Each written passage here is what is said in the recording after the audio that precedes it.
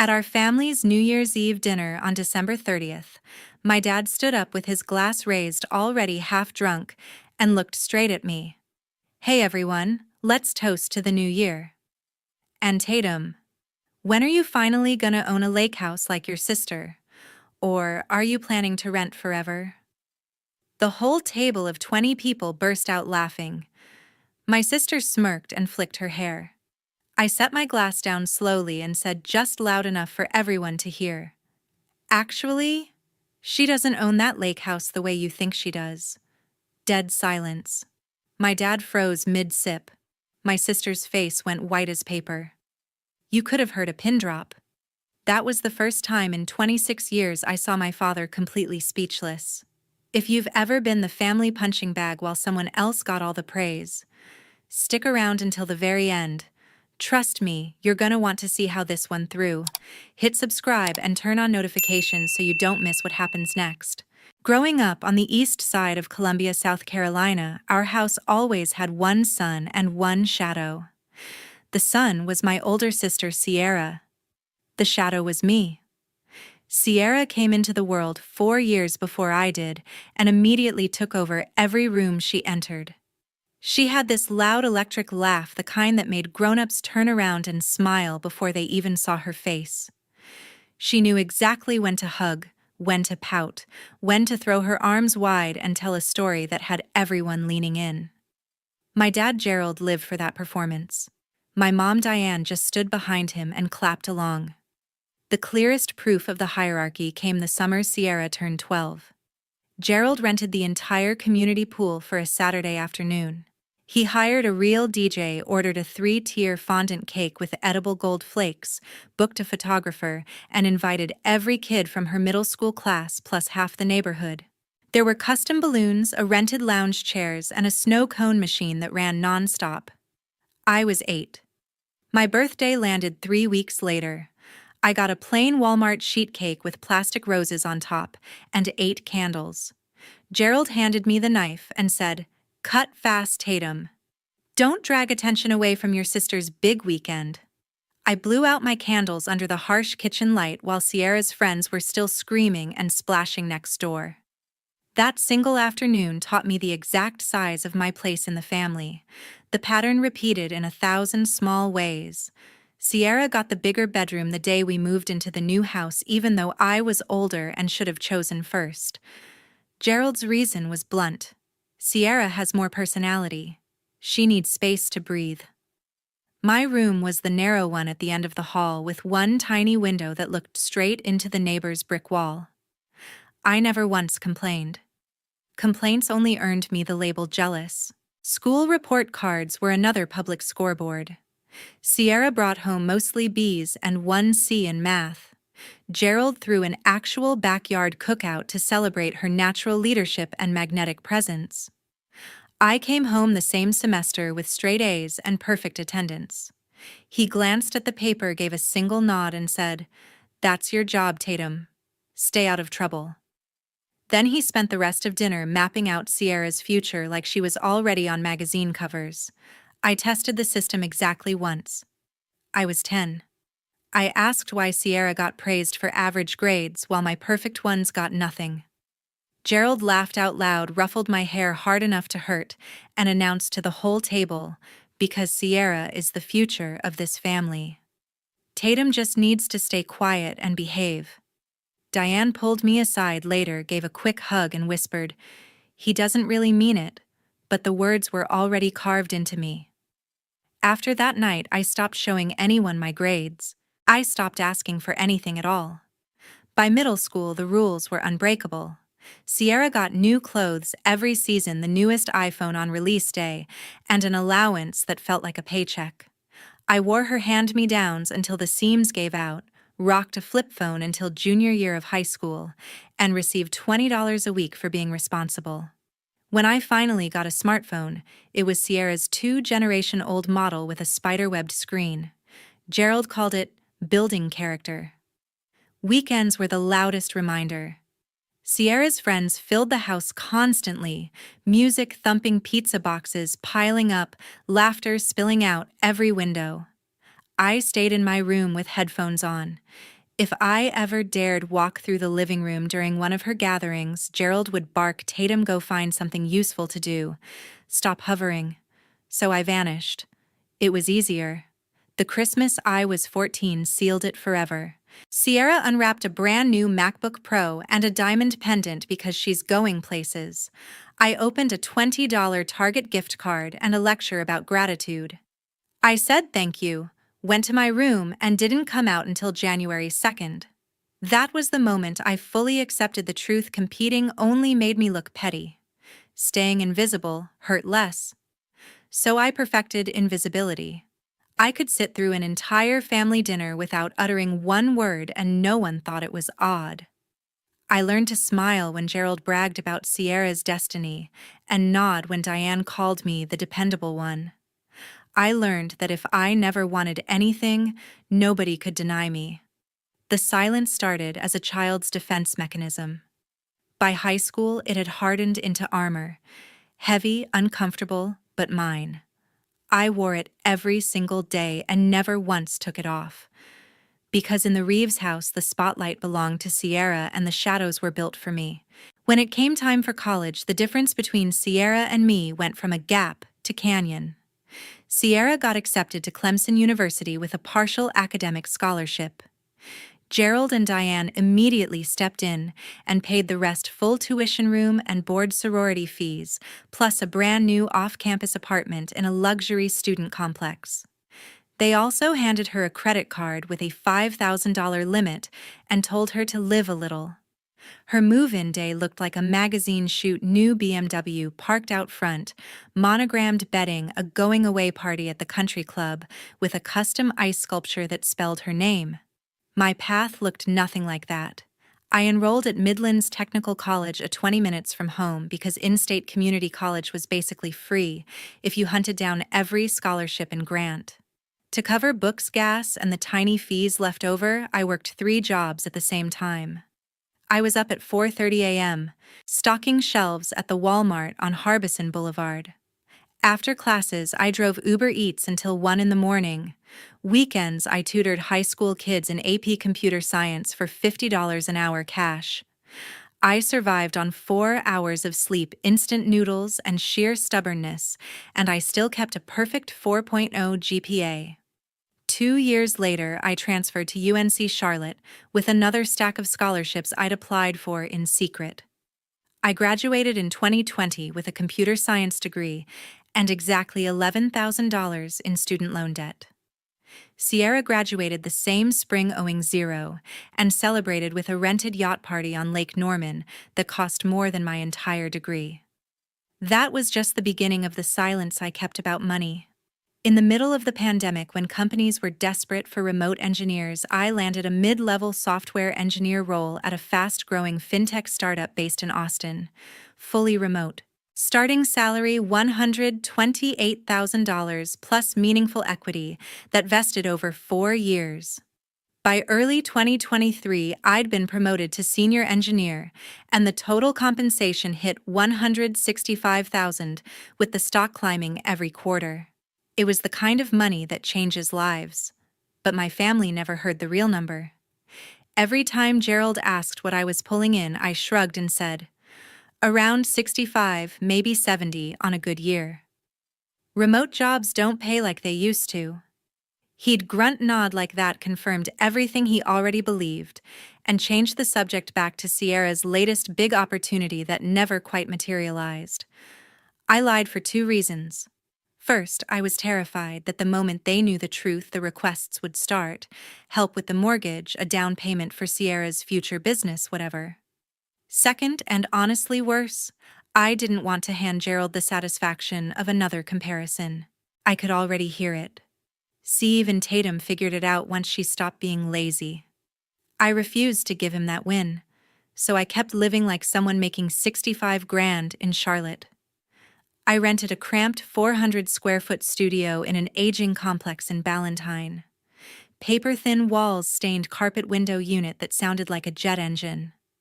My furniture consisted of a mattress on the floor, a $30 desk from Facebook Marketplace, and 1 plastic lawn chair. I still drove the same beat-up silver 2009 Toyota Corolla I'd bought at 17 with tutoring money. The paint was oxidized, the check engine light had been on for 3 years, and the driver's side window only went down halfway, but it started every morning.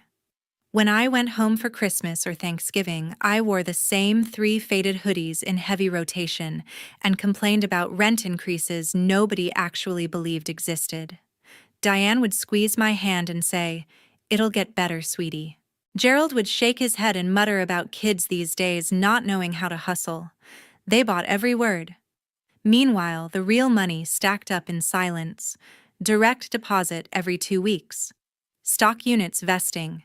Maxed out 401k, maxed out Roth IRA, and still 6 figures growing in a high-yield account under only my name. I paid off those $11,000 in loans in 18 months and never mentioned it. The armor of silence I'd built as a kid had evolved. It wasn't just protection anymore. It was perfect camouflage. And for those first few years out of college, the camouflage worked without a single crack. The winter of 2020-2021 became the turning point I had never dared to name out loud. The luxury market around Lake Murray had gone ice cold. Interest rates had spiked, out-of-state buyers vanished, and listings that once sold in a weekend now collected dust for 6 months. One particular property appeared in my private saved search alerts and refused to leave a 5-bedroom, 5.5-bath contemporary waterfront on a protected cove with 180 feet of shoreline. It had a private deep-water dock with covered boat lift, a 1,200-square-foot rooftop terrace that wrapped 3 sides of the house, floor-to-ceiling retractable glass walls facing west, an elevator, a 4-car epoxy-floored garage, and a negative-edge pool that looked like it spilled straight into the lake. Original asking price $2,300,000. By mid-December, the owner, a retired cardiologist relocating permanently to Naples, Florida, had slashed it to $1,800,000 just to unload it before the January property tax bill hit. I submitted a full-price offer on December 27th, 40% down in certified funds, 15-year fixed mortgage at the pandemic low rate of 2.6% cash, closing within 15 days, no contingencies except clear title.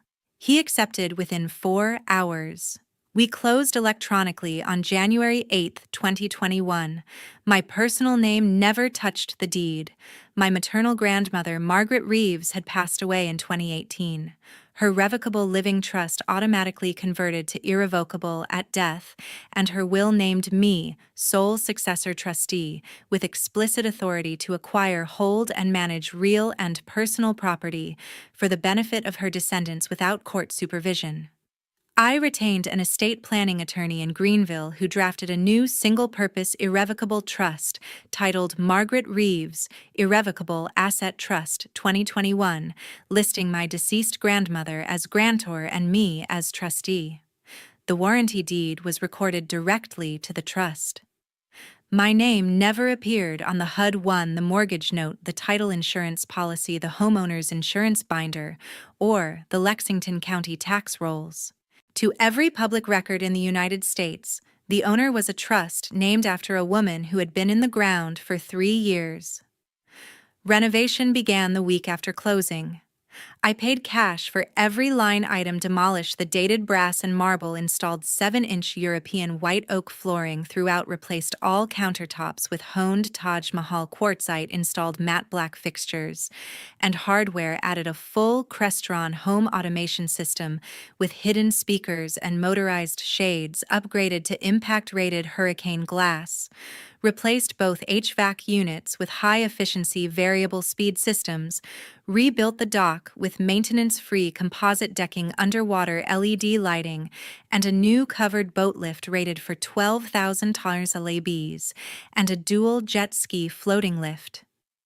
The pool got new diamond bright finish and a hidden cover. Total renovation cost $328,000, paid in 4 wire transfers from the trust's dedicated account. Every contractor signed a 1-page NDA stating the owner lived abroad and wished to remain anonymous. I visited the site exactly twice, both times in a rented gray Camry, wearing a baseball cap and sunglasses, paid invoices the same day they landed and never lingered. By October 2021, the house was flawless, staged with high-end neutral furniture and ready for luxury rental. I onboarded Lydia Brooks, a licensed property manager with 15 years in the high-end market. She handled marketing, private placement, only applicant screening, lease execution, rent collection, maintenance coordination, quarterly inspections, and all tenant interaction. Rent went to her LLC, then swept into the trust accounts the same day. Lydia and I never met in person. All communication stayed inside an encrypted client portal registered to the trust. She believed she worked for a discreet family office based in Charleston.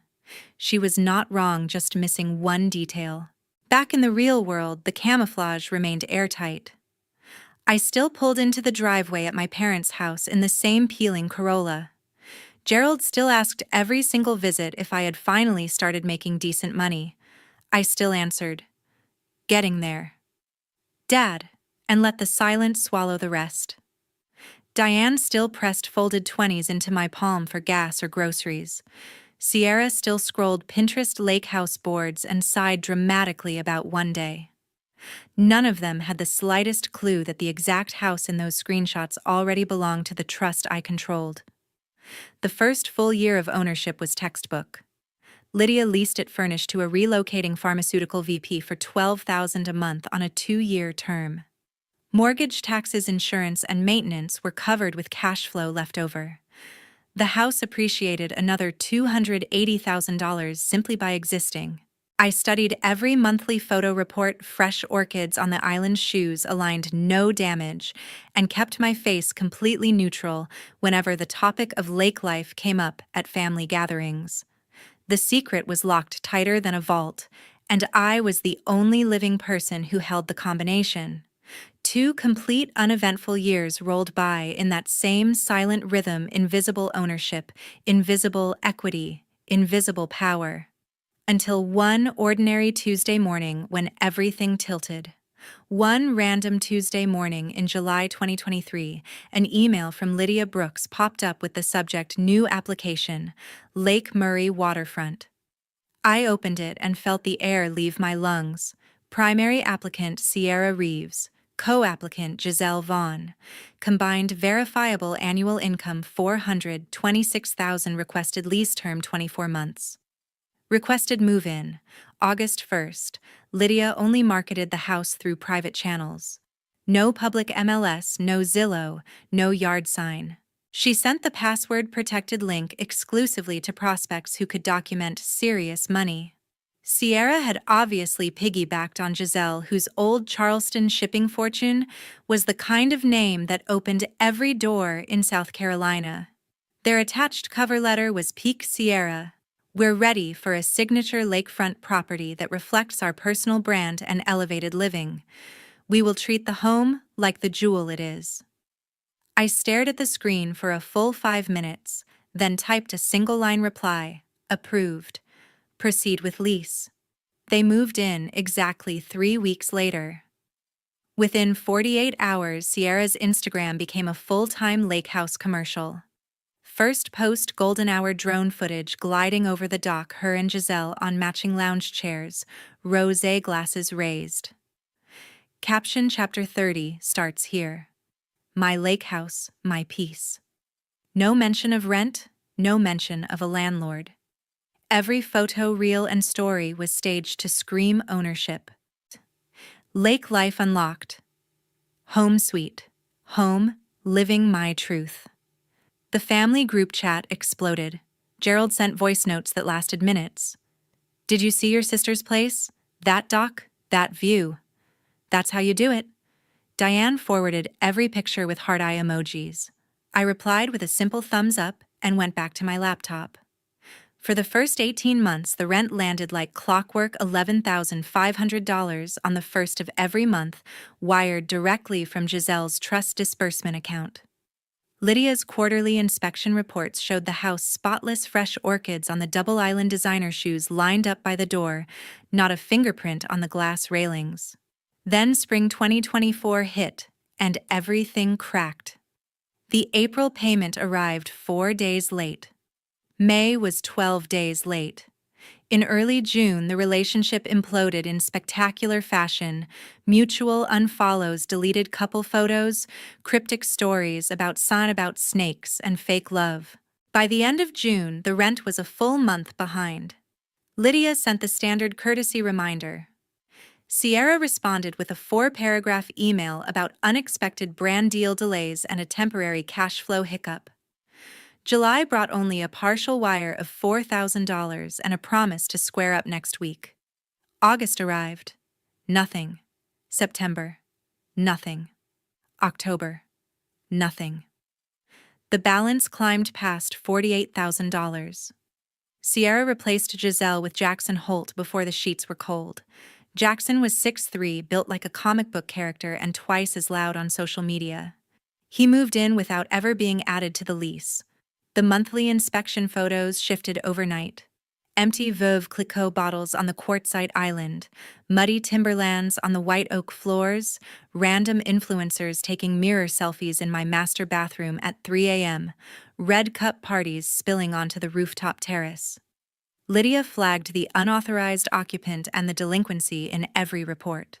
I told her to follow standard late fee protocol but hold off on formal eviction filings. Sierra kept posting like the house was paid off in full. 4th of July fireworks shot from the dock. Labor Day weekend with an inflatable unicorn the size of a car. Halloween party with a catered oyster bar on the lower deck. Christmas 2024, she hired a company to wrap the entire dock and boat lift in synchronized LED lights. Every caption screamed ownership, grateful for my home every single day. This view is mine forever. Jackson took the flexing to another level. Every time a cousin posted a new car, a vacation, or even a decent steak dinner, he'd throw up a story with the lake sparkling behind him and text overlay, "Stay mad. You'll never touch this level." The era was never subtle. Thanksgiving 2024 was the worst display yet. Sierra FaceTimed from the rooftop terrace wearing a floor-length white faux fur coat, panning slowly across the lake, glittering with the holiday lights she'd paid $5,000 to have installed. Gerald had the phone volume maxed, so the entire dining room could hear her gush about how magical it feels to host holidays in our forever home. When the call ended, he looked straight at me across the turkey and said, "That's what winning looks like, Tatum. Maybe one day you'll get there." I smiled, said maybe, and started stacking plates. Inside, the arrearage counter kept ticking $48,000 and climbing. Lydia asked twice in writing if I wanted to initiate formal eviction proceedings.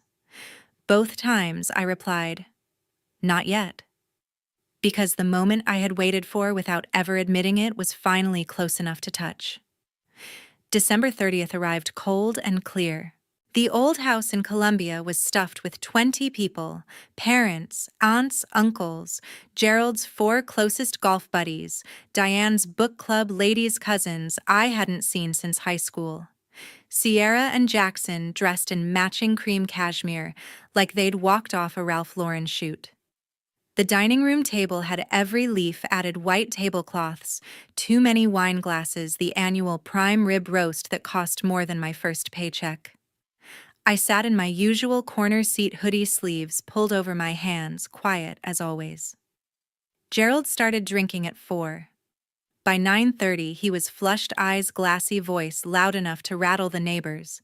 He pushed his chair back, grabbed a spoon, and clinked his glass until every conversation died. "Another year almost gone," he boomed. "Some of us crushed it. Some of us, well, didn't." He turned and pointed his glass straight at me like a weapon. "Tatum, 26 years old and still renting some crappy studio. When are you finally going to grow up and do something with your life?" Laughter rolled around the table. One of Gerald's golf buddies raised his glass and said, "Hear, hear." Diane stared at her plate, twisting her napkin. Sierra leaned back with that little half-smirk she'd perfected years ago. Gerald wasn't done. He swept his arm toward her. "Look at your sister Lakehouse private dock rooftop parties for 50 people. That's what winning looks like." Maybe take a few notes for once in your life. Sierra tilted her head, fake modest. Actually, we're planning a full dock renovation this spring. New composite decking, built-in lighting, maybe a second-level bar with a fire pit. It's going to be insane. Jackson raised his glass. To the Queen and her kingdom. More laughter. Someone started a slow clap. The room tilted under me. I reached into my pocket, pulled out my phone, opened the property management app, and turned the screen so the entire table could see. Lease agreement, Margaret Reeves, Irrevocable Asset Trust, 2021, primary tenant, Sierra Reeves. Previous co-tenant Giselle Vaughn removed. Current unauthorized occupant Jackson Holt. Balance due $48,400. Status 4 months delinquent. I let the screen sit there for 5 full seconds. Then I spoke slow and flat. This is my house. I bought it in 2021. It's held in a trust so my name never appears on anything public. Sierra applied to rent it in 2023. I personally approved the application. She has lived there for 2.5 years, posted like she owns it, and has not paid rent for the last 4 months. She currently owes me $48,400. I turned the phone slowly, making sure every single person could read the red overdue balance. The room went completely dead. Gerald's mouth opened, closed, opened again. His face cycled from drunk red to corpse purple. The wine glass in his hand shook so hard a drop splashed onto the white tablecloth. Sierra's smirk vanished. Her eyes filled instantly. You can't. The words choked off. Tears spilled down her cheeks in thick mascara rivers. Jackson froze with his glass halfway to his lips, eyes bouncing between the screen and me like he was waiting for the punchline. 40 full seconds of pure frozen silence. Even the grandfather clock seemed to stop ticking. I kept my voice completely level. The lease converted to month the moment payment stopped. Under South Carolina law, I can terminate with 30 days written notice. That notice goes out tomorrow morning. You have exactly 30 days to vacate or pay every penny owed. Sierra found her voice, but it came out high and broken. You're my sister. How could you let me believe?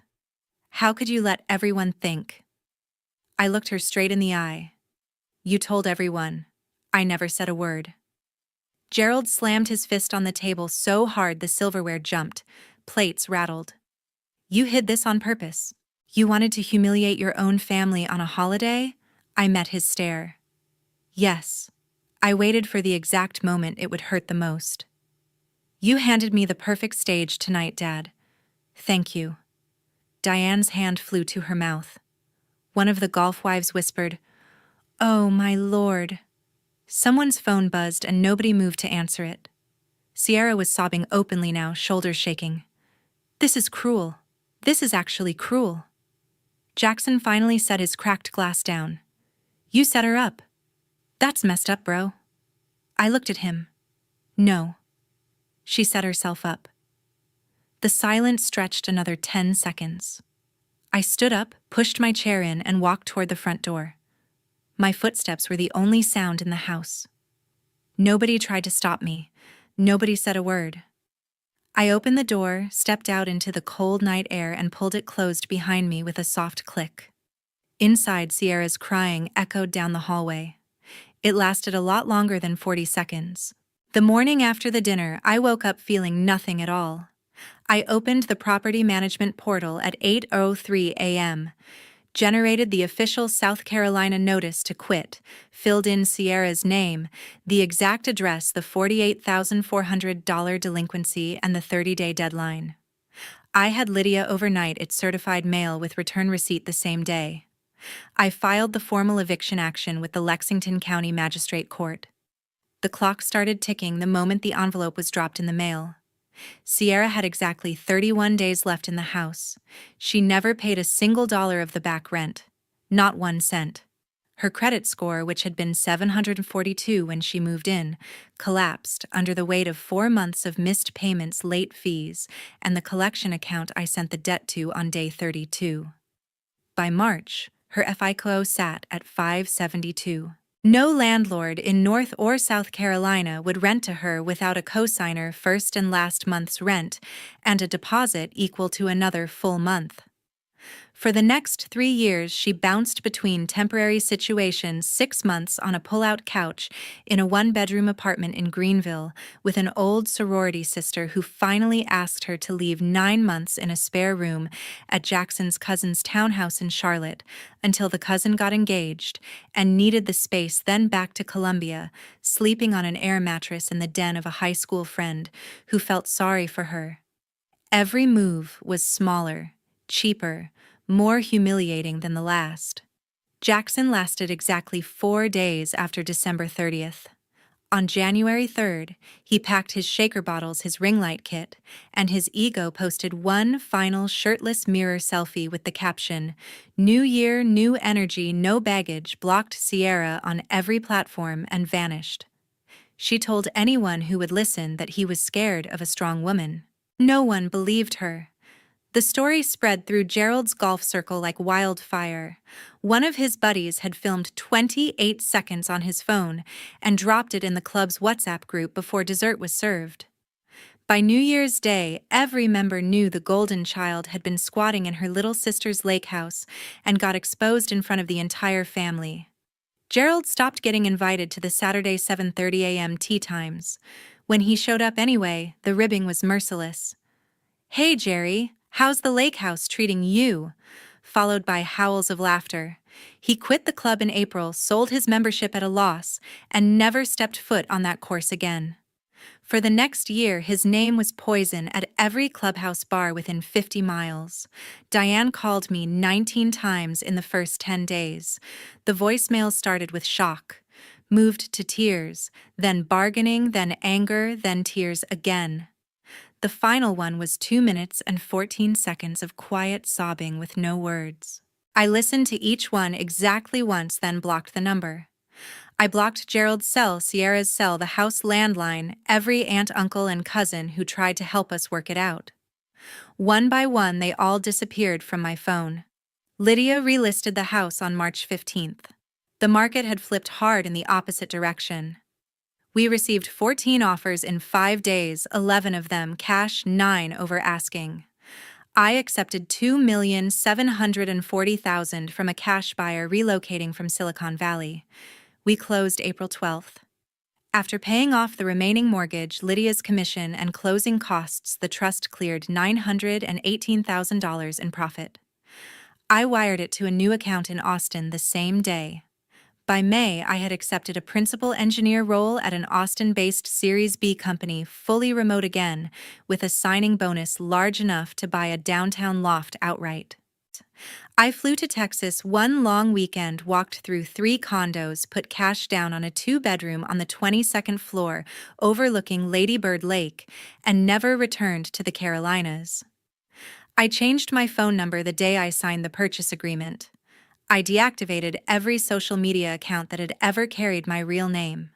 I created new profiles under a variation no one from my old life would ever connect to me.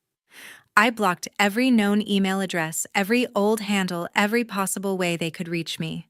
They ceased to exist in my world.